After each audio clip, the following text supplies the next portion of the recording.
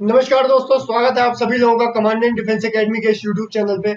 मैं हूं अंशुल त्रिपाठी और आप सभी लोगों का करंट अफेयर्स के वीकली कंपाइलेशन वीडियो में एक बार फिर से स्वागत करता हूं। उम्मीद करता हूं आप सभी लोग बहुत अच्छे होंगे, मन लगा के अपनी पढ़ाई को कर रहे होंगे, अपने स्वास्थ्य का बहुत बढ़िया ध्यान रखे हुए होंगे। तो आज हमारे पास डेट है कितनी, 7 अक्टूबर 2023। और जो ये लास्ट वीक है हमारे पास, उसका जो कंप्लीट करंट अफेयर्स कंपाइलेशन है आप लोगों के लिए हम नए फॉर्मेट में लेके आए हैं। तो शुरू करेंगे, लेकिन शुरू करने से पहले अगर आप हमारी एकेडमी के साथ जुड़ना चाहते हैं, आप कमांडेंट डिफेंस एकेडमी के साथ जुड़ना चाहते हैं, तो आप हमारे यूट्यूब चैनल को सब्सक्राइब कर सकते हैं। साथ ही साथ ये जो सोशल मीडिया हैंडल्स हैं इन पे आप अपनी इंक्वायरी कर सकते हैं।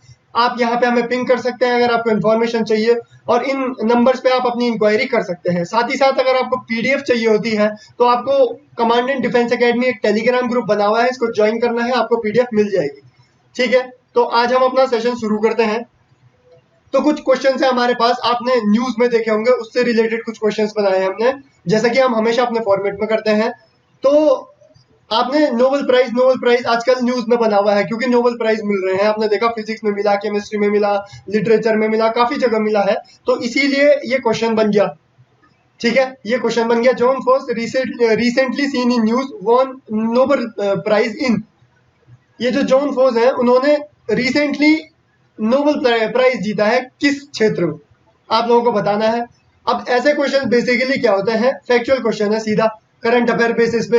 अगर आपको आता है तो आता है, और अगर आपको नहीं आता है तो नहीं आता है, सिंपल। तो इसीलिए आप लोगों को न्यूज़पेपर पढ़ना क्या हो जाता है, जरूरी हो जाता है, इंपॉर्टेंट हो जाता है। क्योंकि न्यूज़पेपर पे ही आप लोग क्या कर सकते हैं, ये अपडेट हासिल कर सकते हैं, आप इसको अपने नोट्स में मेंशन कर सकते हैं। अदरवाइज आप सेशन फॉलो कर दीजिए किसी भी एक चैनल से रिलेटेड, तो आपको आपके करंट अफेयर्स कवर हो जाएंगे। ठीक है, तो बताइए जॉन फोर्स किस क्षेत्र में उनको रिसेंटली नोबेल प्राइज मिला है। फिजिक्स में मिला है? नहीं, फिजिक्स में नहीं मिला। केमिस्ट्री में मिला है? केमिस्ट्री में भी नहीं मिला है। केमिस्ट्री में भी नहीं मिला, फिजिक्स में भी नहीं मिला, तो बचा क्या, लिटरेचर। तो लिटरेचर में मिला है। ठीक, तो वैसे अगर क्वेश्चन बनाया जाए तो फिजिक्स से भी बन सकता था, केमिस्ट्री से भी बन सकता था। क्या रीजन था कि लिटरेचर पे ही आप क्वेश्चन बना के लाए? इसीलिए क्योंकि लिटरेचर जो ऐसा सब्जेक्ट है जहां से यूपीएससी को क्या है, काफी क्वेश्चन पूछे हुए भी हैं और काफी क्वेश्चन पूछता भी है। साइंस टेक एक अलग फील्ड है, फिजिक्स केमिस्ट्री उसमें ऐड हो जाता है। तो अगर उस पोर्शन को कवर करना होगा तो यूपीएससी फिर specifically science tech oriented question पूछता है। ऐसे डायरेक्ट क्वेश्चन यहाँ से नहीं पूछता। ऐसा नहीं कह रहा हूं मैं कि पूछ नहीं सकता, लेकिन पूछता नहीं है, जनरली नहीं पूछता है। तो इसीलिए लिटरेचर जो सब्जेक्ट है वो यहाँ पे क्या है, इंपॉर्टेंट बन जाता है। और रिसेंटली किसको मिला है नोबेल प्राइज? जॉन फोर्स को मिला है। तो यहाँ पे थोड़ा उनके बारे में डिटेल देखते हैं। 64 साल के हैं वो। ठीक है, और क्यों मिला है, ये नोबेल लिखते हैं, ये प्ले लिखते हैं। ठीक है, प्ले राइटिंग के लिए इनको मिला है। किसने दिया है, अब यहाँ से एक और चीज पता चल जाएगी, स्वीडिश एकेडमी। आपको ये पता चल जाएगा कि नोबेल प्राइज आखिर देता कौन है। ठीक है, तो स्वीडिश एकेडमी ने दिया है आपको, प्ले राइटिंग में दिया है। किसमें? प्ले राइटिंग लिटरेचर का ही पार्ट है। तो इसीलिए इनको क्या, 64 साल की उम्र में नोबेल प्राइज मिला है। कहाँ के हैं ये नॉर्वे के हैं। ठीक है, तो ये आप लोगों के पास फैक्ट क्लियर है। और रिसेंटली इनकी जो एक इनका जो कोई प्ले था उसका 3rd वॉल्यूम वो बुकर प्राइज के लिए भी क्या हुआ था, शॉर्ट लिस्ट हुआ था। ठीक, तो एक क्वेश्चन जनरली लोग पूछते हैं कि सर इंडिया के लिटरेचर भी तो काफी ज्यादा फेमस है, उसको क्यों नहीं मिलता? उसको इसीलिए नहीं मिलता क्योंकि वो, अब देखो ऑस्कर प्राइज है, जो कंट्री है वो अपने लोगों को प्रेफरेंस देगी, 100% श्योर, ये तो होता ही है, ये कोई बहुत नई बात नहीं है। तो इसी प्रकार से नोबेल प्राइज भी है कि अपनी जो कंट्री है, अपने आसपास जिनके साथ अच्छे रिलेशंस हैं, उनको प्रेफर किया जाता है देन द अदर्स। ठीक है, तो ये कंडीशन है। ये आप लोगों का पहला क्वेश्चन नोबेल प्राइज से रिलेटेड कवर हो गया। ठीक है, दूसरा क्वेश्चन सीधा जियोग्राफी विद करंट अफेयर से आ जाता है। ठीक है, अब सर कैसे है, geography plus map base question. अब आपने मॉलदीव्स रिसेंटली न्यूज में सुना होगा कि यहाँ पे क्या अभी गवर्नमेंट चेंज हो गई है। अब गवर्नमेंट जो चेंज हुई है वो कौन सी गवर्नमेंट चेंज हुई है? अभी तक जो गवर्नमेंट थी वो इंडिया के लिए क्या थी, फेवरेबल गवर्नमेंट थी। लेकिन अब जो गवर्नमेंट आई है वो इंडिया के लिए क्या है, एंटी इंडिया गवर्नमेंट है। तो इंडिया के लिए क्या है, कंसर्न है, इंडिया के लिए दिक्कत है। क्योंकि काफी चीज है, इंडिया एक्ट ईस्ट पॉलिसी है, इंडिया की क्या है, इंडिया आसियान ग्रुप्स में क्या करता है, एक अच्छा रोल प्ले करता है सब में कोऑर्डिनेट रखने में। तो इस वजह से क्या है, इस वजह से क्या है कि अगर आपके फेवर में लोग हैं तो अच्छी बात है ना, अगर आपकी पॉलिसीज लोग सपोर्ट करते हैं तो अच्छी बात है। और अगर कोई ऐसा इंसान आता है जो हर चीज में फटे में टांग अड़ा दे तो वो किसी भी देश के किसी भी कंट्री के पर्सपेक्टिव से क्या होगा, ठीक नहीं होगा। तो इसीलिए इंडिया के लिए क्या है, ये मैटर ऑफ कंसर्न है। चलो वो जो बात है वो अलग बात है। लेकिन अब क्वेश्चन देखते हैं। मालदीव्स न्यूज में है तो मैं बेस्ट क्वेश्चन बन गया। Maldives is the island located in Bay of Bengal. Bay of Bengal में कोई आइलैंड है क्या? चलो देखते हैं। अब Maldives is a island located in Andaman Sea. ये अंडमान सी में है क्या? तो इन दोनों में से आपको क्या है, consider the correct statement, find the correct statement. इनमें से कौन सा स्टेटमेंट जो है वो सही है, हमको देखना है कि कौन सा स्टेटमेंट सही है। मालदीव्स बे ऑफ बंगाल में तो नहीं है, ठीक है। और अंडमान सी किसे कहते हैं? मतलब जो अंडमान वाला, ये हमारा प्यारा भारत है, जो अंडमान वाला रीजन है, इसके आसपास के सी को प्रोबेबली क्या कहा जाता होगा, अंडमान सी कहा जाता होगा। तो यहाँ पे मालदीव्स है तो मालदीव्स तो यहाँ कहीं है, इधर साइड है। तो ये वाला भी गलत है और ये वाला भी गलत है। तो इसमें करेक्ट स्टेटमेंट क्या है? D, neither A nor be. ना पहला सही है ना दूसरा सही है, ठीक है। अब और क्वेश्चन कैसे बन सकता है इसमें, ये भी सबसे बड़ी बात है। देखो मालदीव्स की लोकेशन देख लीजिए, ये हमारा इंडिया है। इंडिया से किस डायरेक्शन में है? साउथ की डायरेक्शन में है, ठीक है। अंडमान सी कहाँ है? ये है अंडमान सी, ठीक। बे ऑफ बंगाल हमारे पास ये है। तो इजीली ये नहीं है, आसान सा क्वेश्चन था कि बे ऑफ बंगाल में तो सिंपल सा होगा ही नहीं, और अंडमान सी का आपको आइडिया लग जाएगा। लेकिन अगर कल के दिन आपको एक क्वेश्चन अरेबियन सी या फिर इंडियन ओशन में से पूछता तो फिर आप लोगों के लिए थोड़ा कंफ्यूजिंग हो जाता, क्योंकि ये क्या है, ठीक बीच में है, किसके? इंडियन ओशन के भी और अरेबियन सी के भी, ठीक है। कभी कभी अगर क्वेश्चन सिर्फ अरेबियन सी से रिलेटेड आता है, वहां इंडियन ओशन मेंशन नहीं है, तो आंसर हो सकता है अरेबियन सी। और अगर इंडियन ओशन के पर्सपेक्टिव से आता है तो इंडियन ओशन भी हो सकता है, ठीक है। स्पेसिफिकली अगर जगह मेंशन करके आता है तो आप लोगों को ध्यान रखना है कि लोकेशन क्या है, जियोग्राफिकल लोकेशन क्या है, ठीक। तो देख लीजिए अलग अलग से यहाँ पे स्ट्रेट मेंशन की गई है, जो आपके एग्जाम के पर्सपेक्टिव से क्या है, इंपॉर्टेंट होती है। स्ट्रेट होती बेसिकली क्या है कि ये हमारा इंटरनेशनल रूट होता है जो ट्रेड को क्या करता है, ट्रेड को कंट्रोल करता है, ठीक।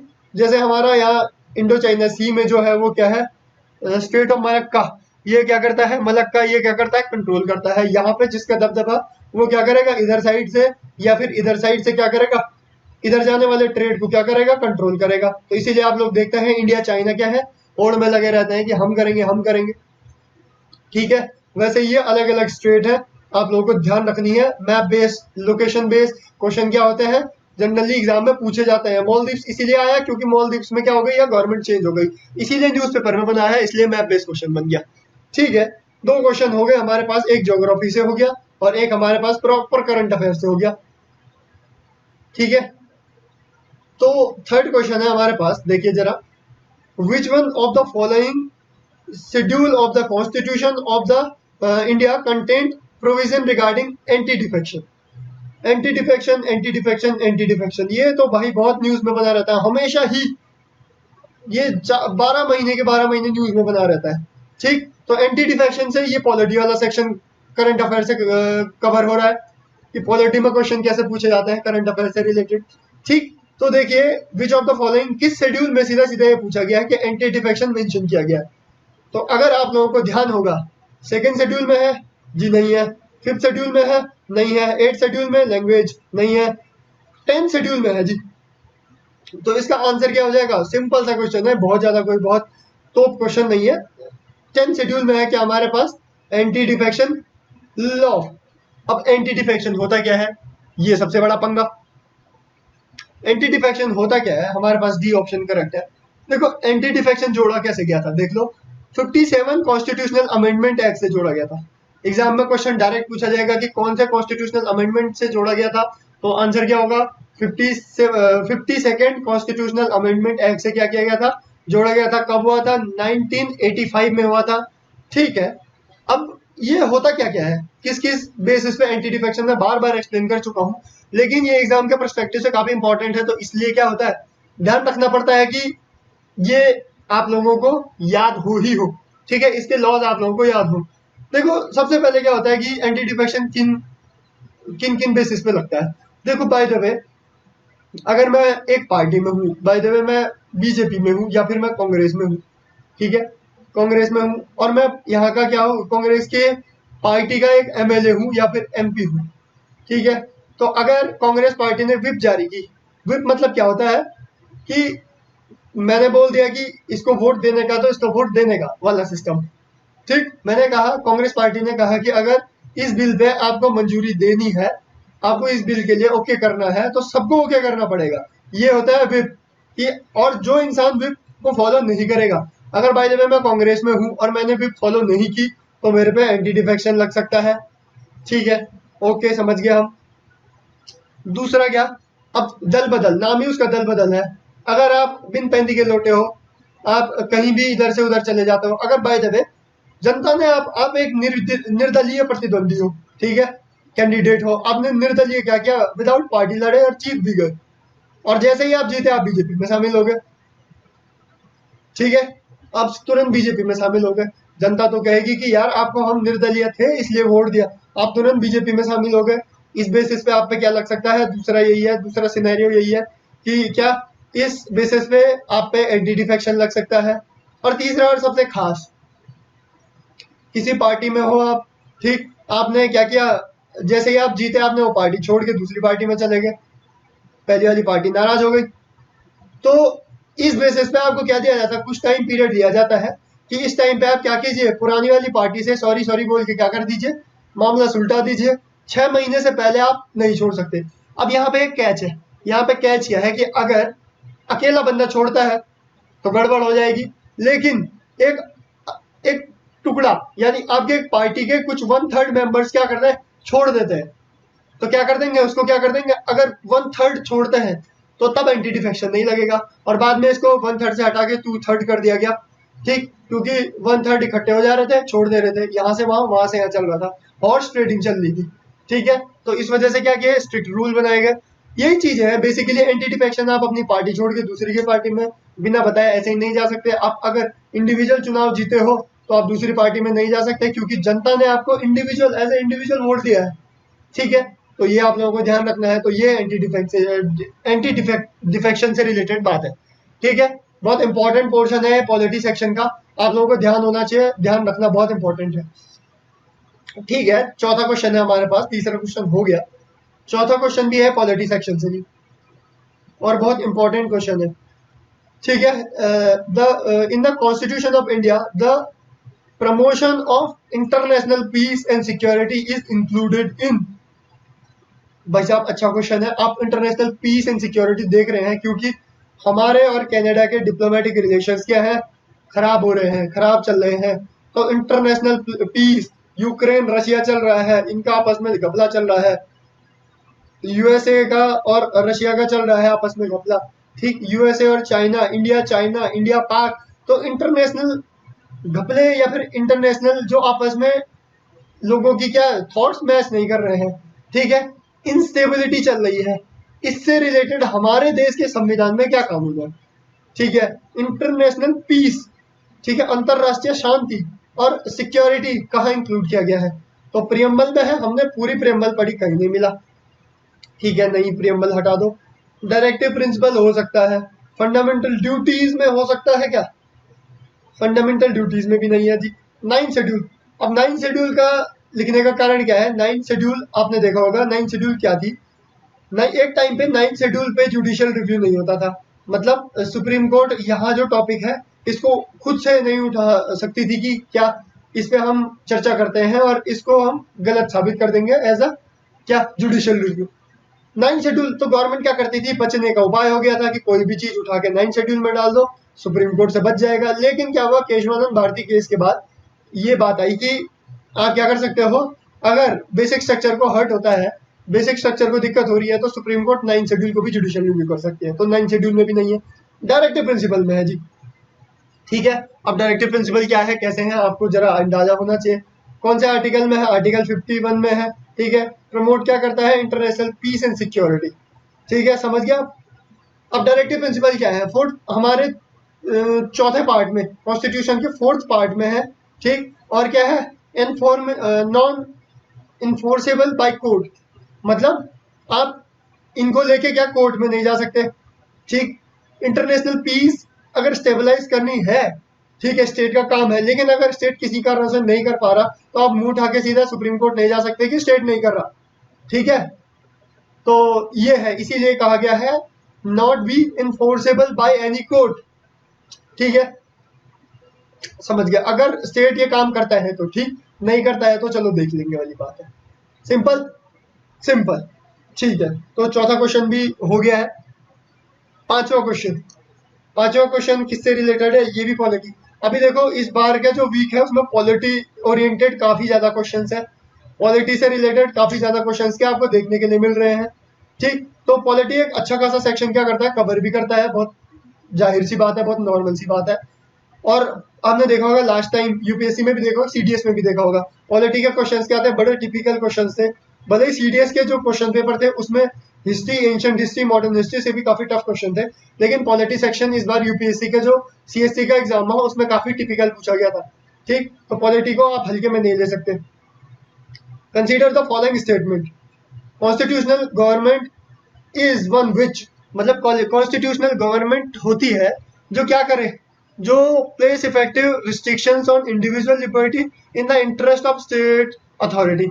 मतलब क्या करे, रिस्ट्रिक्शंस करे किस पे, इंडिविजुअल की स्वतंत्रता पे, किसके हिसाब से, स्टेट की अथॉरिटी के हिसाब से। तो क्या ऐसी होती है कॉन्स्टिट्यूशनल गवर्नमेंट, हमने ऐसा सुना नहीं। सेकंड है हमारे पास place effective restrictions on authority on the state in the interest of individual liberty. मतलब आम आदमी का जो राइट है, आम आदमी के लिए स्टेट के क्या करे, स्टेट पे रिस्ट्रिक्शंस लगा दे। तो कौन सी ये जो कॉन्स्टिट्यूशनल फॉर्म ऑफ गवर्नमेंट है वो ऐसे काम करती है, इन दोनों में से क्या आंसर हो सकता है। तो देखिए जो कॉन्स्टिट्यूशनल गवर्नमेंट होती है उनकी प्रायोरिटी हमेशा क्या होती है, इंडिविजुअल होती है, पब्लिक होती है, ना कि स्टेट, ठीक है। स्टेट कभी भी प्रायोरिटी नहीं होती, हमेशा पब्लिक होती है प्रायोरिटी, ठीक है। तो which of the statement given above is correct, is are correct.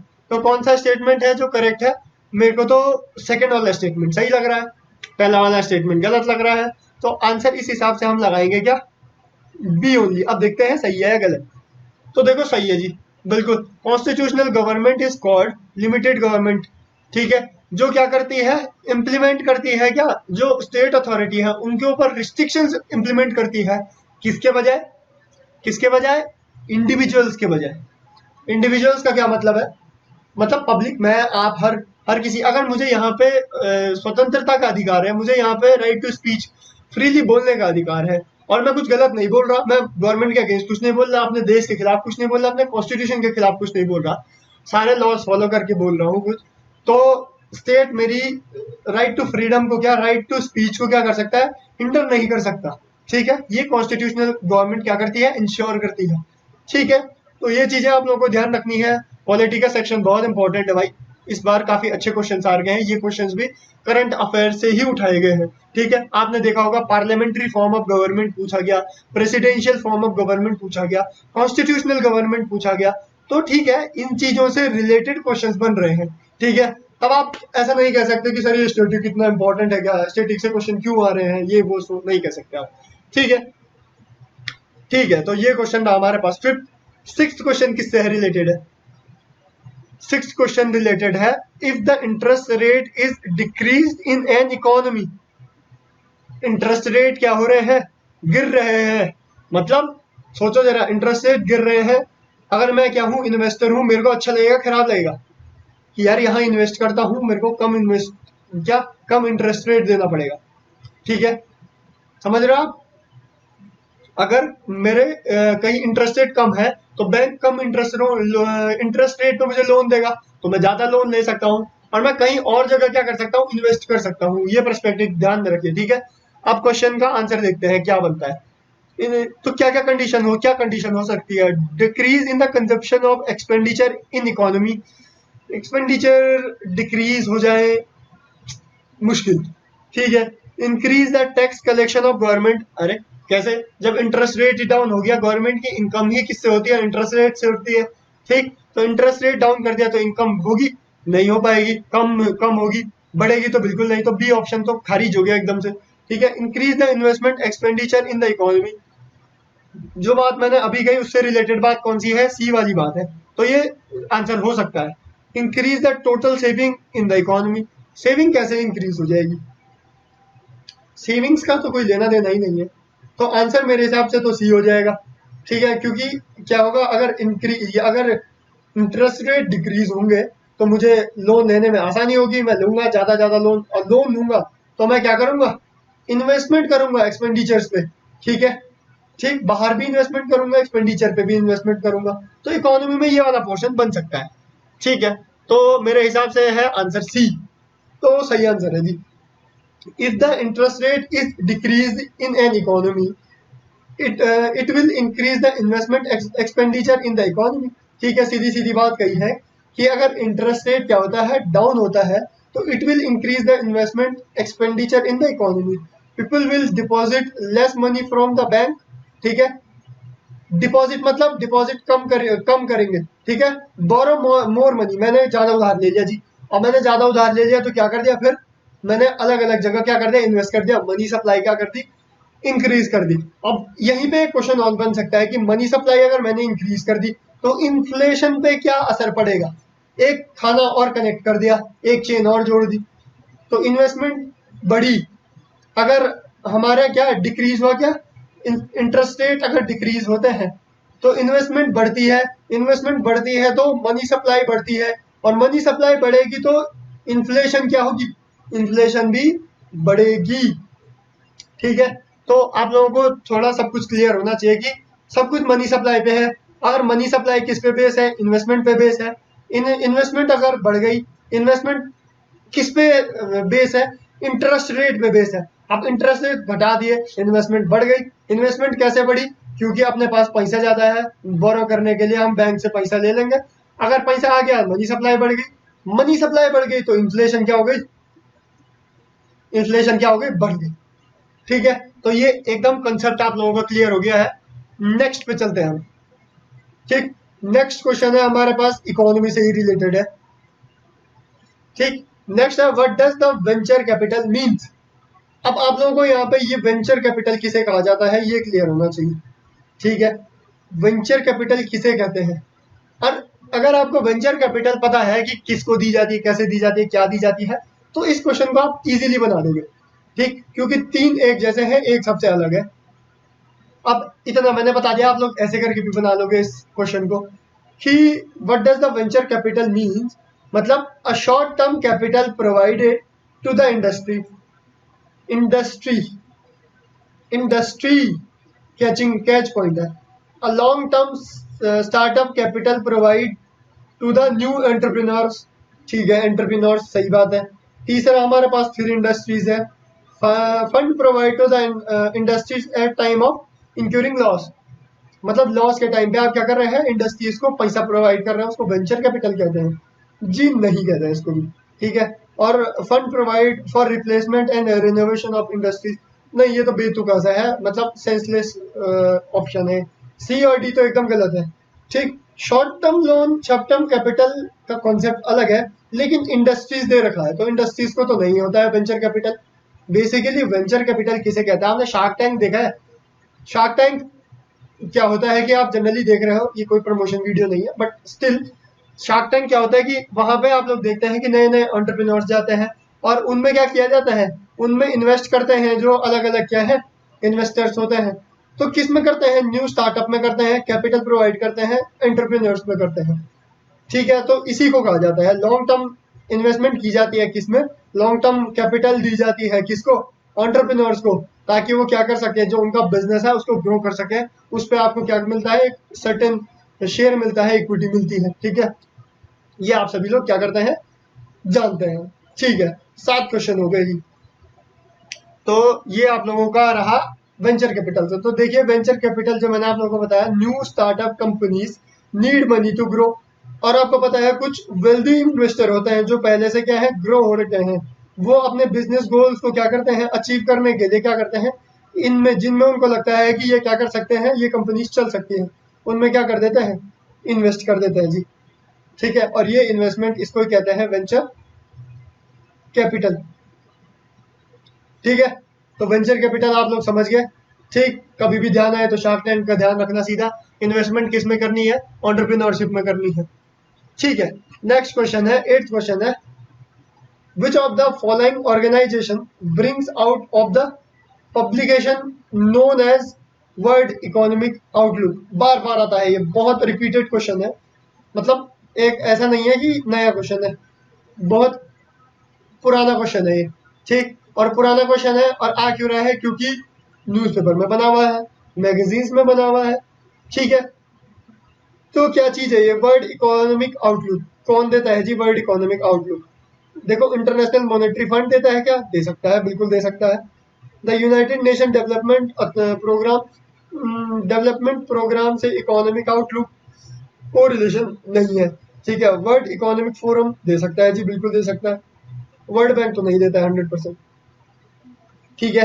तो आप लोगों के पास अब डाउट किस में रह जाता है? ऑप्शन ए में और ऑप्शन सी में।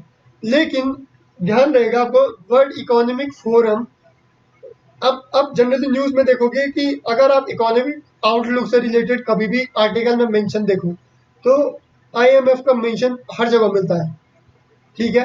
तो यहाँ से अगर हमें गैस भी करना पड़ा, अगर हमें कंफर्म नहीं आता है आंसर, तो हम इंटरनेशनल मॉनेटरी फंड पे क्या करेंगे? उसकी तरफ जाएंगे। तो अब आंसर देखेंगे हम कि क्या सही है या गलत है। अरे सही है जी आंसर। तो world Economic outlook is a survey conduct on the publish by the international monetary fund. It is publish twice a partly updated 3 times in a year, ठीक है। 3 बार किया जाता है क्या? साल में 3 बार। It describe the world economic is the near and medium context for year, ठीक है। इकोनॉमी को दिखाता है। International monetary fund was the result of the Bretton Woods conference। अब आईएमएफ से रिलेटेड बात भी हो गई यहीं पे कि है क्या था ये? आईएमएफ जो था वो ब्रेटन वुड्स समझौते में क्या किया था? बनाया गया था। इट हैज 190 कंट्रीज मेंबर, ठीक है। 190 कंट्रीज क्या है? मेंबर है इसमें। Its headquarter is Washington DC, ठीक है। समझ गए आप लोग? तो इसका हेडक्वार्टर भी अगर पूछ लेंगे तो कहाँ है? वॉशिंगटन डीसी में है, ठीक। तो ये आप लोगों को आईएमएफ से रिलेटेड बातें समझ आ गई और वर्ल्ड इकोनॉमिक आउटलुक से रिलेटेड बात समझ आ गई कि कौन क्या करता है। ये बात ध्यान रखना कि 4 साल, ठीक है, और साल में कितने बार? अपडेटेड 3 टाइम्स अ ईयर, ठीक है। और कौन निकालता है? आईएमएफ निकालता है, ठीक है। याद रखना, इंपॉर्टेंट क्वेश्चन है। Consider the following international agreements. अरे बाप रे, ये इंटरनेशनल एग्रीमेंट्स मतलब आईआर। साथ साथ मुझे ये लग रहा है international treaty of plant genetic मतलब economy, sorry, environment and ecology. देखो आईआर से भी रिलेट कर दिया, इन्वायरमेंट एंड इकोलॉजी से भी रिलेट हो गया ये क्वेश्चन, 100% श्योर। और ये क्वेश्चंस, ऐसे क्वेश्चंस आते हैं क्योंकि ये बहुत इंपॉर्टेंट होते हैं एग्जाम के पर्सपेक्टिव से। तो the international treaty on plants genetic resource of food and agriculture, ठीक है। Consider the following international agreements, ठीक है। ये है the United Nation convention of combat desertification, ठीक है, ये भी सही है। The world heritage convention. ये 3 दे रखे हैं, क्यों दे रखे हैं? विच of the above has the bearing on biodiversity. अरे बाप रे, टाइट क्वेश्चन, टाइट कर दिया। अब इनमें से कौन बायोडाइवर्सिटी से क्या करता है? रिलेट करता है। अब हमें इसमें सोचना पड़ेगा। इंटरनेशनल प्लांट जेनेटिक रिसोर्सेज 100% करता है, सबको लग रहा है क्योंकि प्लांट आ गया। The United Nation convention of combat desertification, ये देखिए मतलब क्या हो रहा है? आप पेड़ काट रहे हैं, आप एग्रीकल्चर लैंड को क्या कर रहे हैं? खत्म कर रहे हैं, और वो क्या हो रहे हैं? मरुस्थल में चेंज हो रहे हैं, डेजर्ट में चेंज हो रहे हैं। तो यहाँ से हम थोड़ा आइडिया लगा सकते हैं कि डेजर्टिफिकेशन हो रहा है, तो बायोडाइवर्सिटी डेजर्टिफिकेशन से रिलेट करती है। तो इस वजह से क्या होगा? सेकंड वाला भी ऑप्शन हो सकता है। पहला और दूसरा किस किस में है? तो ऑप्शन ए भी हो सकता है, ऑप्शन डी भी हो सकता है, ठीक है। अब तीसरे पे है सारा दारोमदार, द वर्ल्ड हेरिटेज कन्वेंशन। देखो समझ में आ गया, क्लियर आ गया। वर्ल्ड हेरिटेज साइट, ठीक है। वर्ल्ड हेरिटेज साइट क्या होती है? मैंने आप लोगों को एक सेशन में बताया था कि मिक्स हेरिटेज साइट होती है क्या, जो कल्चर के लिए भी फेमस हो और जो बायोडाइवर्सिटी के लिए भी फेमस हो, ठीक है। तो जो बायोडाइवर्सिटी के लिए फेमस है, तो बायोडाइवर्सिटी से रिलेटेड कुछ बेरिंग रखती होगी, तो हेरिटेज जो कन्वेंशन है उसके अंदर हेरिटेज साइट ही आती है, ठीक है। वो रिलेट करती है बायोडाइवर्सिटी से, जी हाँ करती हैं। तो तीसरा भी सही हो गया जी, तो आंसर होना चाहिए डी। समझ गए आप लोग? तो आंसर डी है, बिल्कुल आंसर डी है। और ये स्टेटमेंट वही है, देख लीजिए आप लोग, देख सकते हैं फूड है, एग्रीकल्चर है, तो सिंपल सी बात है ये करेगा। दूसरा आपके पास डिजर्टिफिकेशन है, तो क्या करेगा, बेरिंग ऑफ बायोडाइवर्सिटी होगी। ठीक है, स्टेबलाइज कब हुआ था ये दूसरा वाला, 1994 में, the United Nation convention to combat desertification. ठीक है, और तीसरा वर्ल्ड हेरिटेज साइट, आप सभी लोग जानते हैं, यूनेस्को बताता है वर्ल्ड हेरिटेज साइट कब हुआ था, 16 नवंबर 1972 में हुआ था। ठीक है, तो ये क्वेश्चन आप लोग समझ गए। और नेक्स्ट हमारे पास 10th और फाइनल क्वेश्चन, कभी कभी ये ज्योग्राफी से तुच्चा सा क्वेश्चन पूछ लेता है, छोटा सा क्वेश्चन है और बहुत ज्यादा इंपॉर्टेंट भी है। Which one of the following pairs of island is separated from the 10 degree channel. ये यूपीएससी में आया भी है पहले, सीडीएस में भी आया है और सीएससी में भी आया है और एनडीए में भी आया है। यहाँ तक एनडीए में ऐसा नहीं आया था, एनडीए में इंदिरा पॉइंट करके आया था एक क्वेश्चन, लेकिन सेम क्वेश्चन आया था। ठीक है, तो इंदिरा पॉइंट भी मैं आपको कंटेक्स्ट बताऊंगा। तो 10 डिग्री चैनल किसको करती है, सिंपल सी बात है, अंडमान निकोबार को करती है। और जिसका साउथेस्ट पॉइंट कौन सा है, इंदिरा पॉइंट। ठीक है, ये आप लोगों को ध्यान में है। तो ये क्वेश्चन बन गए हमारे, क्या 10 के 10 क्वेश्चन बन गए करंट अफेयर्स और स्टैटिक पोर्शन के कोरिलेशन से। करंट अफेयर्स इंपॉर्टेंट है लेकिन स्टैटिक पोर्शन से ज्यादा नहीं। तो आप लोगों को करंट और स्टैटिक पोर्शन को कोरिलेट करना आना चाहिए कि करंट से कैसे क्वेश्चन पूछ जाएगा क्या स्टैटिक पोर्शन में। करंट का डायरेक्ट क्वेश्चन आपको 1 मिलेगा, 2 मिलेगा, 3 मिलेगा, ज्यादा ज्यादा 4 या 5 मिलेंगे, वो आप देख सकते हो, कर सकते हो। लेकिन अगर स्टैटिक पोर्शन नहीं कवर करोगे करंट के हिसाब से तो पीछे रह जाओगे। ठीक है, तो ये क्वेश्चन है, आप लोगों को पता है कि 10 डिग्री चैनल अंडमान निकोबार को क्या करता है, अंडमान एंड निकोबार आइलैंड्स को क्या करता है, अलग अलग करता है। ठीक है, समझ गए आप लोग? तो ये था हमारा आज का सेशन। उम्मीद करता हूँ आपको आज का ये सेशन समझ में आया होगा, ये करंट अफेयर्स का कंपाइलेशन आपको समझ में आया होगा। अगर आप हमारी एकेडमी के साथ जुड़ना चाहते हैं तो आप यूट्यूब पे हमारे चैनल को सब्सक्राइब कर सकते हैं। अगर आप कमांड एंड डिफेंस एकेडमी के साथ ऑफलाइन जुड़ना चाहते हैं तो आप इन सोशल मीडियाज पे हमें पिंग कर सकते हैं। आप इन नंबर्स पे हमारी इंक्वायरी कर सकते हैं, जिससे आप लोगों को पता करना हो कि ऑफलाइन बैचेस क्या है, ऑनलाइन बैचेस क्या है। ठीक है, और इस सेशन की जो पीडीएफ होती है, मैं command and defence academy Telegram channel है वहां पे अपलोड कर दी जाती है। ठीक है, तो आपको इस टेलीग्राम ग्रुप को क्या करना है, ज्वाइन करना है। ठीक है, तो आज के सेशन में इतना ही, मिलते हैं किसी और फ्रेश सेशन में, नेक्स्ट सेशन में। तब तक के लिए धन्यवाद।